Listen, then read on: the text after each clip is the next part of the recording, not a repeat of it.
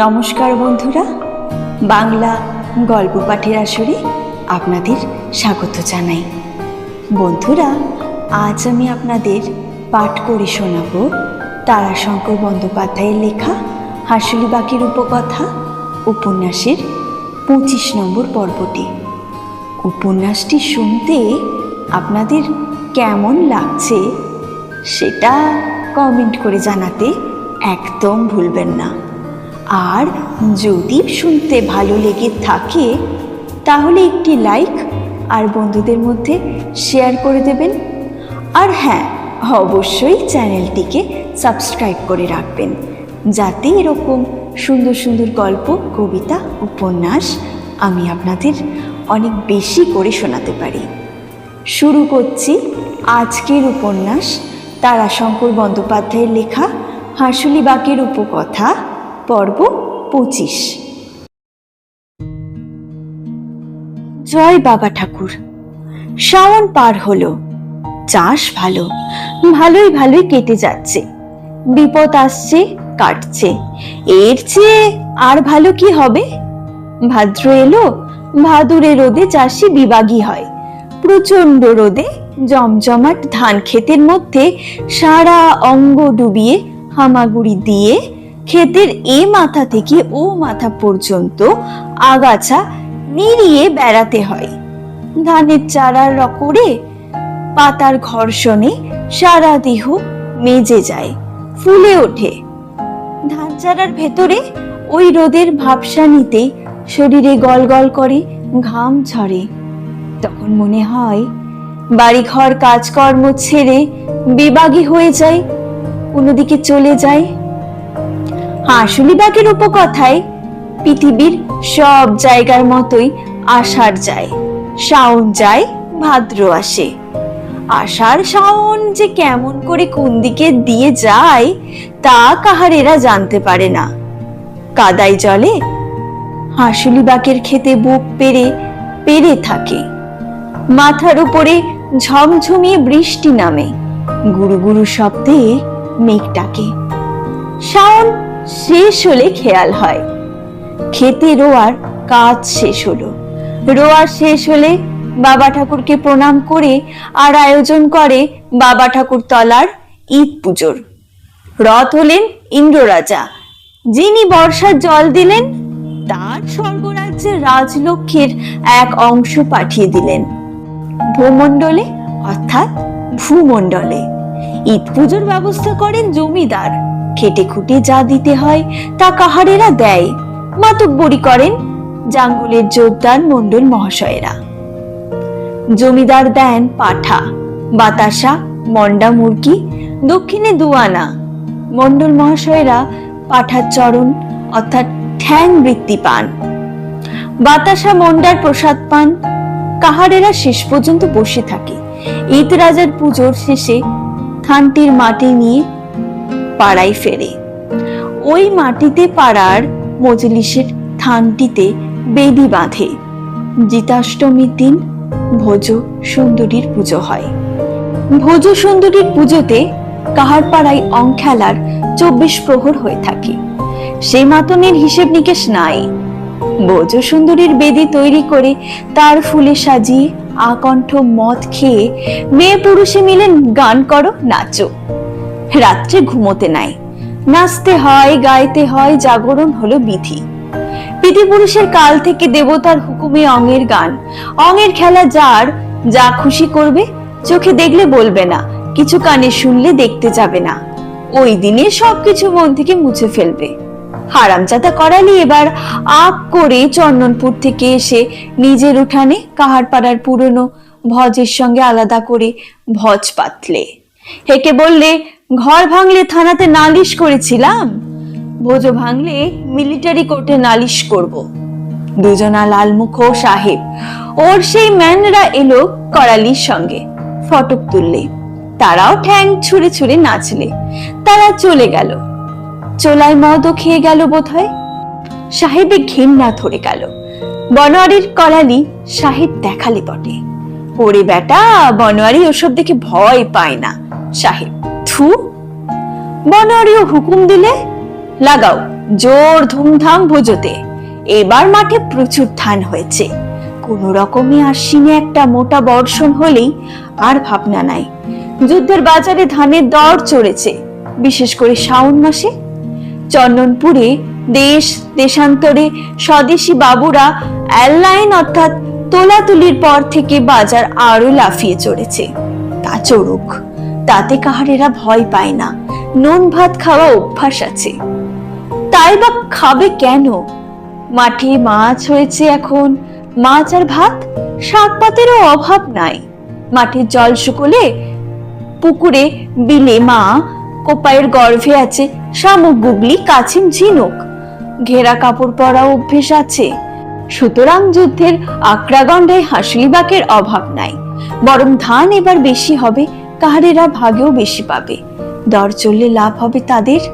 সুতরাং করালির সঙ্গে পাল্লা দিতে লেগে যাও বুক ঠুকে। আগে পাল্লা হতো আটপৌরি পাড়ার সঙ্গে, এখন হবে করালির সঙ্গে। বাবা ঠাকুর বোধহয় সদয় হাসছেন বেশি।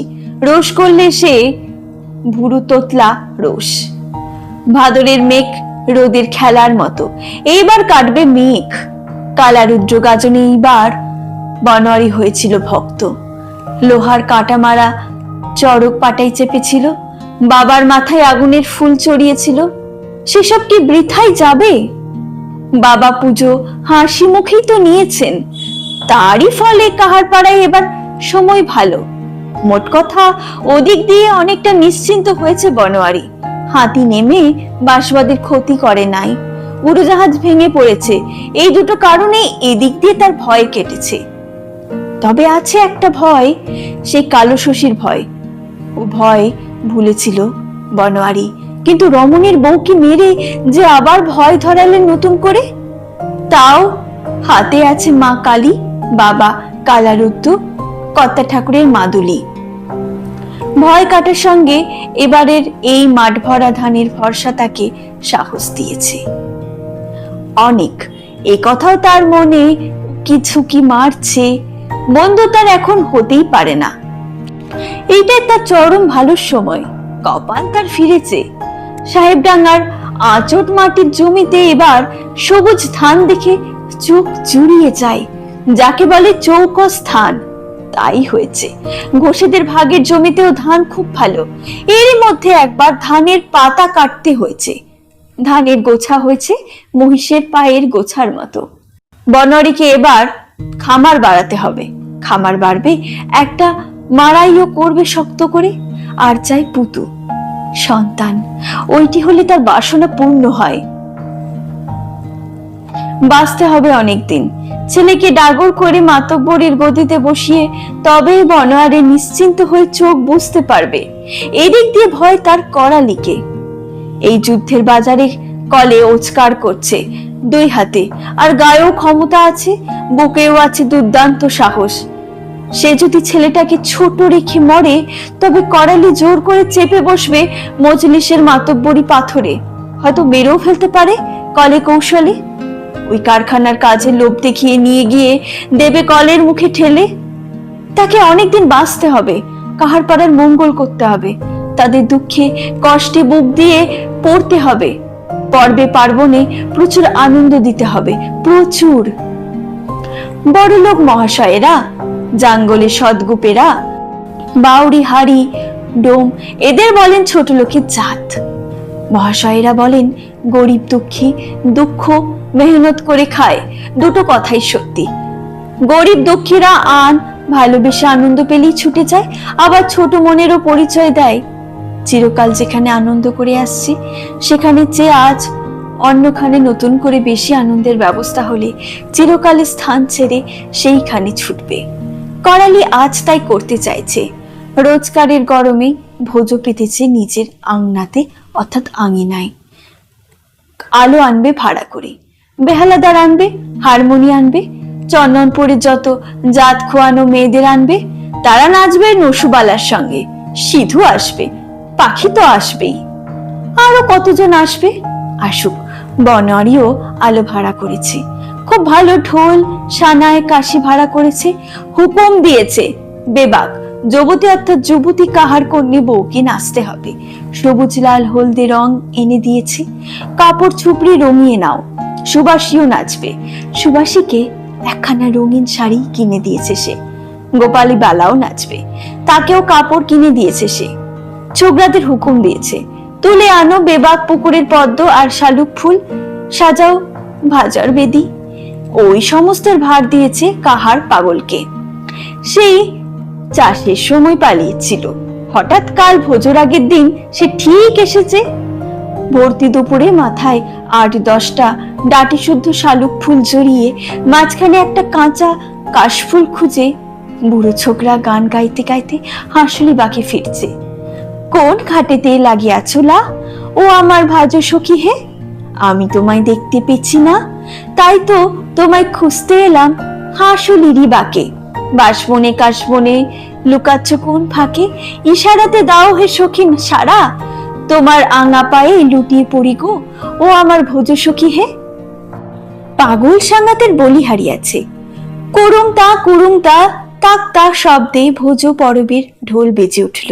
মাঠের কাজ নাই আজ, মনিব বাড়ি নাই আজ, কাহারেরা কেউ আজ আর প্রজাও নয়, মহাজনেরও ঘাতক নয়। কোপায়ের পুলের ওপর দিয়ে গাড়ি যাওয়ার সময় সংকটের দিকে কেউ কান দেবে না।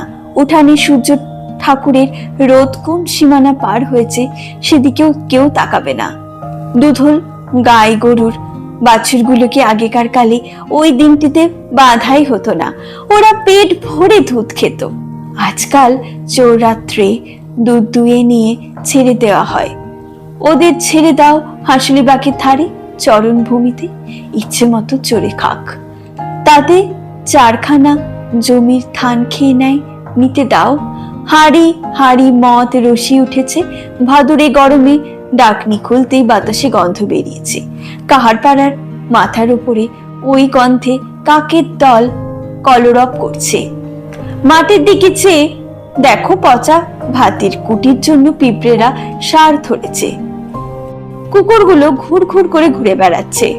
পাগল ঢোলের বাজনার বলকে নিজের মতো করে পাল্টে নিয়ে বলছে, কাজকাম পাটকাম থাক থাক, নাচো না কেন মেয়েরা, নাচো না কেন গো, চল কোপায়ের খাটে থেকে ঘট ভরে আনি নে, 5 কুড়ির সরা মাথায় নে, 5 আকুড়ি অর্থাৎ পঞ্চাঙ্কুর।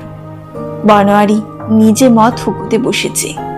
মাতা অর্থাৎ পচুই ঘকা পচা ভাতগুলো ফেলে দিচ্ছে কুকুরগুলোকে, ডাব বেঁধে কতক দিচ্ছে ছেলেদের হাতে, দিয়ে আয় কুকুরগুলোর মুখের কাছে, বলদ খায়, বাছুর সবাইকে দিবি, খাক, আজকের দিনে সবাই খাবে, ভেড়া হাঁস মুরগি ওদিকেও দে।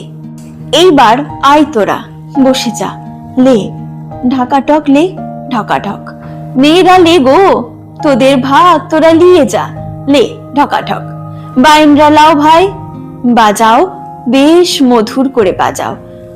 সানাইদার দেখবো তোমার এলেম, করালি হারামজাদা বেহেলা হারমোনি এনেছে, কানা করে দিতে হবে, লে ঢাকি, বাজালো সুন্দরী মাটিলো সরা, বাজর কপালে অঙে সিঁদুর পরা, আলতার অঙের ছোপ মাটিতে দিব, ও মাটি তোমার কাছে মনের কথা বলিব, পঞ্চ আকুড়ি আমার ধরলো ধরা।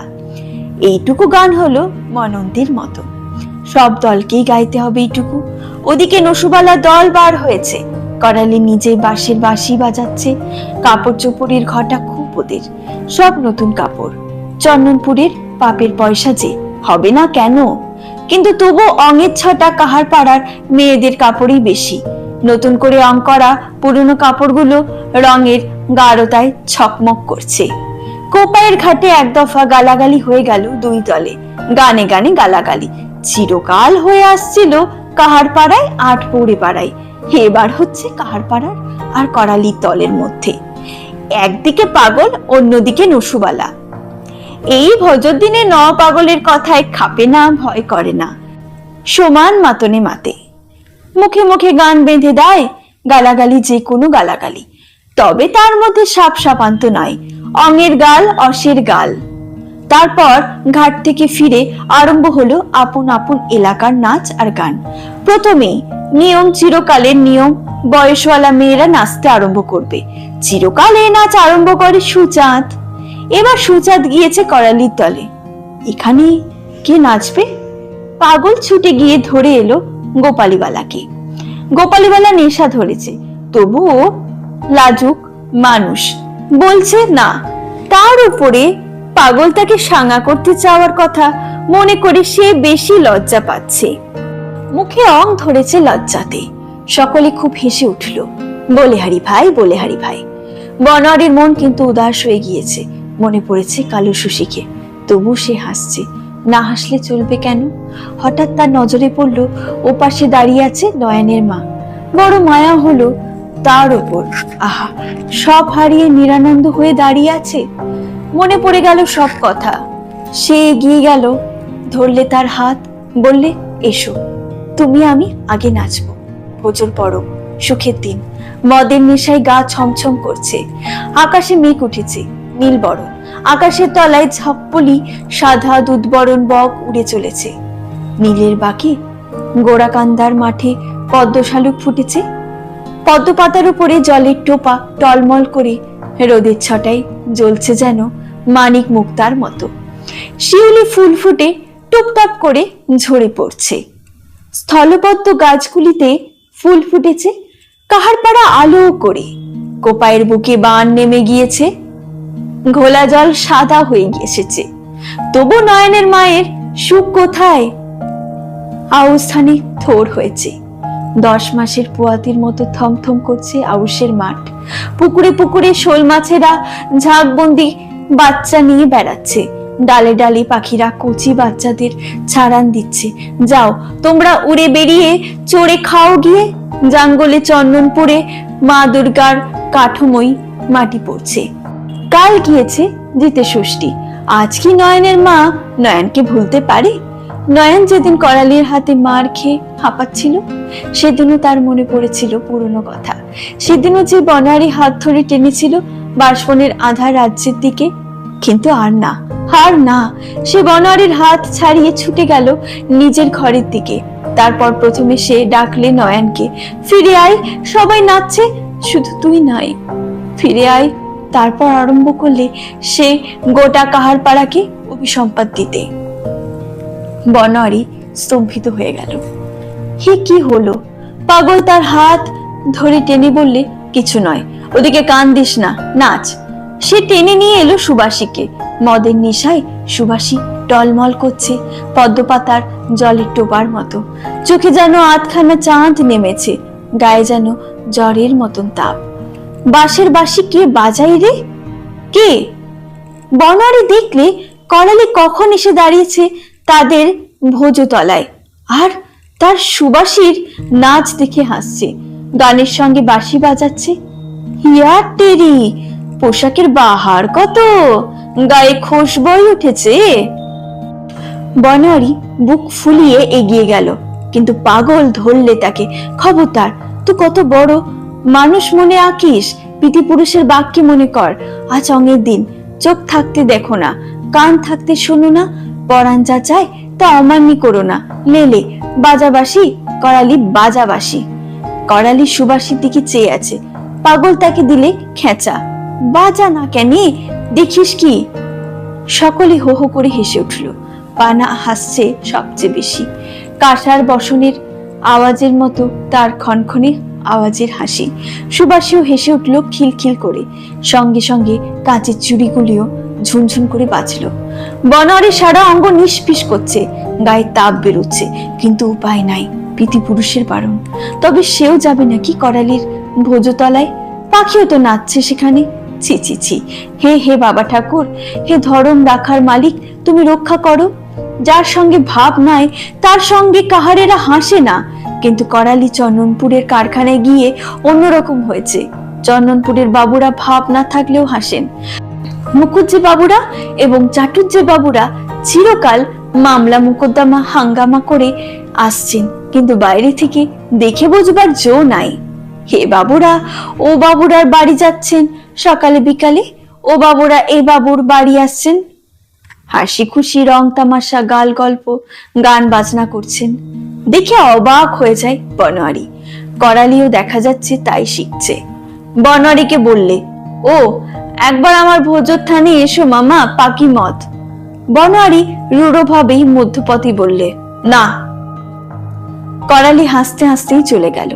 সে হাসি দেখে সর্বাঙ্গ জ্বলে গেল বনোয়ারির। হারামজাদা চলে গেল কত রঙ্গ করে, শীষ দিতে দিতে সারা ভোজতলায় একটা সুবাস ছড়িয়ে দিয়ে। বাবুদের মতো আতর খোসবায় মেখেছে। পানা ছড়া কেটে উঠল, বদরে না নিড়িয়ে ভুই কাঁদে রব শেষে। অজাতি পুষিলে ঘরে সেই জাতি নাশে। বনোয়ারি রুক্ষ দৃষ্টিতে তাকালে পানার দিকে। পানা আজ কিন্তু ভয় পেলে না। আসরটাই আজ ভয় পাবার আসর নয়। ভোজ সুন্দরীর আসর, অঙ্গের আসর, আনন্দের আসর। আজ ছোট বড় নাই, তার উপর পেটে মদ পড়েছে প্রচুর। পা টলছে, মন চঞ্চন করছে, সাহস বেড়েছে। পানা বনোয়ারি রূঢ় দৃষ্টিকে উপেক্ষা করেই বললে, আমার দিকে তাকালে কি হবে বলো? যা তার থাকবে না, অজাত ঢুকেছে ঘরে। বানের জল ঢুকলে ঘরের জলও তার সাথে মিলে বেরিয়ে যায়। দেখো গা, করালির আসরে বেবাক ছেলে ছোকরারা ছুটে গিয়েছে। বনোয়ারি স্তম্ভিত হয়ে গেল। কিছুক্ষণ স্তম্ভিত ভাবে বসে থেকে সে উঠে গিয়ে মদের জালার কাছে বসে একটা ভার নিয়ে গল গল করে গলায় মদ ঢালতে লাগলো। দেখতে দেখতে পৃথিবী যেন ঘুরতে লাগলো, নাচতে লাগলো তার চোখের সম্মুখে। মনে পড়ে সে ডাকতে লাগলো বাবা ঠাকুরকে। সুবাসী নাচছে, গোপালী নাচছে, প্রহ্লাদের মেয়ে গোপীর বেটার বউ নাচছে, পাগল গান গাইছে। বনোয়ারি কিন্তু তা দেখছেও দেখছে না। তার দৃষ্টি বাবা ঠাকুরের থানের দিকে। শুক্লা নবমীর চাঁদ অনেকক্ষণ ডুবে গিয়েছে। বাবা ঠাকুর তলায় অন্ধকার থমথম করছে, কিন্তু বনোয়ারি দেখতে পাচ্ছে বাবা ঠাকুর বেল গাছটির ডালে হাত দিয়ে দাঁড়িয়ে আছেন। বাবা শুধু দাঁড়িয়ে থেকে না, একবার হক করে মেরে বল, সাবধান সাবধান, নইলে ইশারা দাও, জানান দাও, চমকিয়ে দিয়ে সকলকে সাবধান করে দাও। চিরকাল দিয়ে আসছো বাবা, আজ এই সংকটে তুমি চুপ করে থেকো না। হাসুলি বাকির উপকথায় অনেক নজির আছে। সুচাঁদ বলে, আটপৌড়ি পাড়ার দলে যে বারে বারে ডাকাতি করতে গিয়ে ধরা পড়েছিল, সে বারে বারে বাবা সাবধান করে দিয়েছিলেন। আনার ঘুরঘুটির আধ, শ্রাবণ মাস, আকাশে অল্প ছিলছিলানি মাখ। আটপৌড়েরা ডাকাতি করতে বার হলো। আই আই জোয়ানেরা লাঠি ঘোরাচ্ছে যেন বন বন বন বন করে। তার আগতে বাবা ঠাকুরের হুকুম হয়েছে, ছুরি ছাড়, চাষ কর। কাহারেরা চাষ ধরলে আটপৌড়েরা অক্তের তেজে মাথার গরমে মানলে না। একবার ডাকাতি, দুবার ডাকাতি, তিনবার চারবার ক্ষমা করলেন। তারপরে বার শ্রাবণ মাসে সেই বার হবে। সেই দুখানা মাঠ পেরোচ্ছে, অমনি করকর করে বাজ পড়লো বাবার দহের ধারে, শিমুল গাছের পাশে, তাল গাছের মাথায়। তবু মানলে না। না মেনি যেই যাওয়া, অমনি পিঠিবল হাতে হাতে তিনজনা আট পড়ে ধরা পড়ে গেল। চৌধুরী মহাশয়দের যে বারে জাঙ্গল বাঁশবাদী মহল নিলাম হয়, সেই বাড়ি চৌধুরীদের নাচ গানের আসরে আটচালে আগুন জ্বলে উঠেছিল তোমার ইশারায়। যে আলো চিরকাল আসরে জ্বলতো 50 পাতি আলো, সেই আলোই জ্বলেছিল। সেই আলোর শীষ গিয়ে লাগলো দড়িতে, দড়ি বেয়ে আগুন লাগলো চালে। 50 বাতি আছাড় খেয়ে পড়লো, কেরোচিনি তেল ছড়িয়ে পড়লো, জ্বলতে লাগলো। বাবা ইশারা দিয়েছিলেন, সাবধান, মা লক্ষ্মী চঞ্চল হয়েছেন। নাচ গান মদ মাতালির সময় নয় এখন। কিন্তু কাকে বলছো? কে শুনছে? চৌধুরীরা শোনে নাইছো, মাসের মধ্যে নিলাম হয়ে গেল সব। তেমনি করে সাবধান করে দাও। জ্বলে উঠুক করালি খড়ের চাল, নইলে যারা গিয়ে ছুটছে ওই জাত নেশার আসরে, তাদের চালে আমাদের ভাজর আসরে আজই সাবধান করে দাও বাবা সকলকে। না না বাবা, গায়ের ভেতরে আগুন ফেলো না বাবা, তাতে কাজ নাই, গরিবের সর্বনাশ হবে বাবা।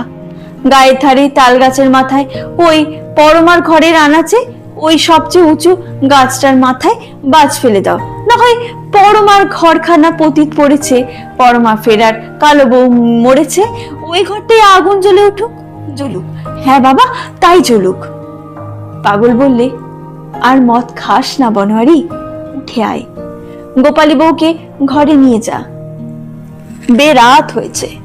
নাচতে নাচতে মাতাল হয়ে গোপালীবালা মাটিতে শুয়ে পড়েছে, বমি করছে। বনরি উঠে দাঁড়ালো, চোখ দুটো তার লাল হয়েছে।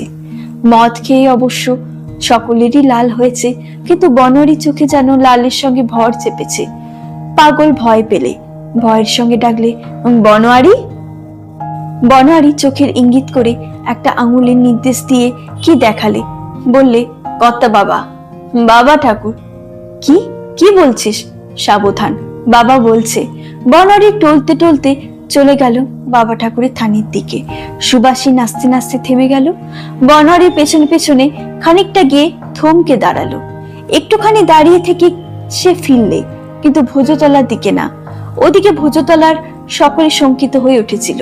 পাগল বললে, ভাগশালো বেজায় মদ খেয়েছে, লে লে সব গান কর, আমি গোপালী বউকে বাড়িতে শুইয়ে দিয়ে আসি। ও পেল্লাদদের বউ, তুমি যাও ভাই, গোপালী বউকে তুমি ধরে নিয়ে যাও। পেল্লাদদের বউ মুচকি হাসলে। কেন হে, ভয় লাগছে নাকি? অঙের ভয়? পাগলও হাসলে, সঙ্গে সঙ্গে গান ধরলে।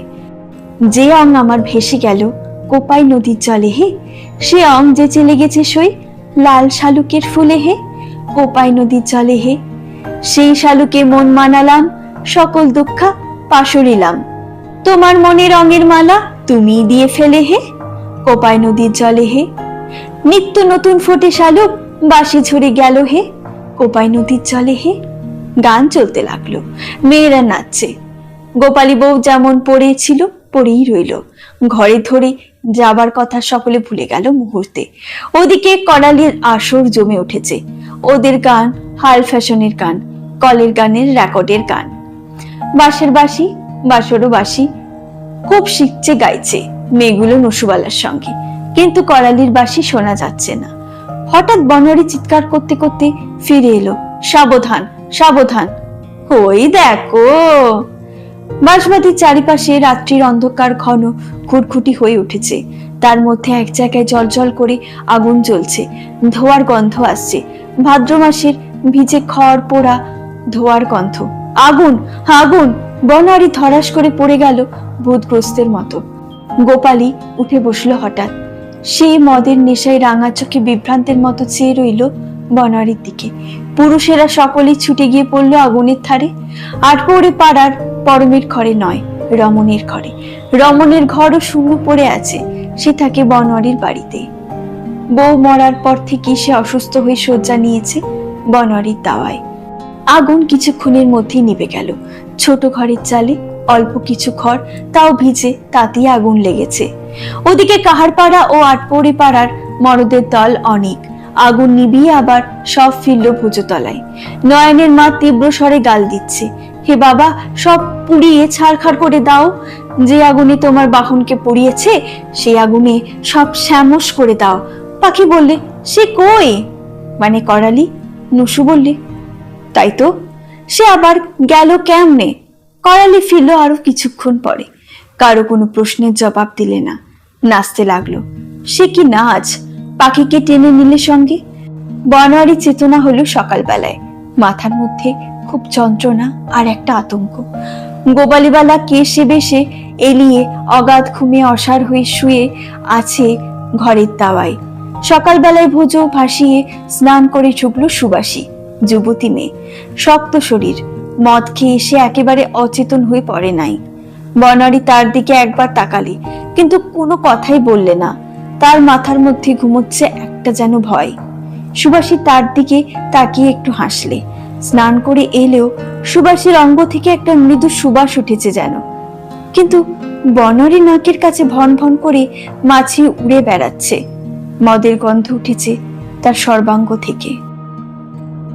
বন্ধুরা, আপনারা এতক্ষণ ধরে শুনছিলেন তারাশঙ্কর বন্দ্যোপাধ্যায়ের লেখা হাঁসুলি বাঁকের উপকথা উপন্যাসের 25 নম্বর পর্বটি।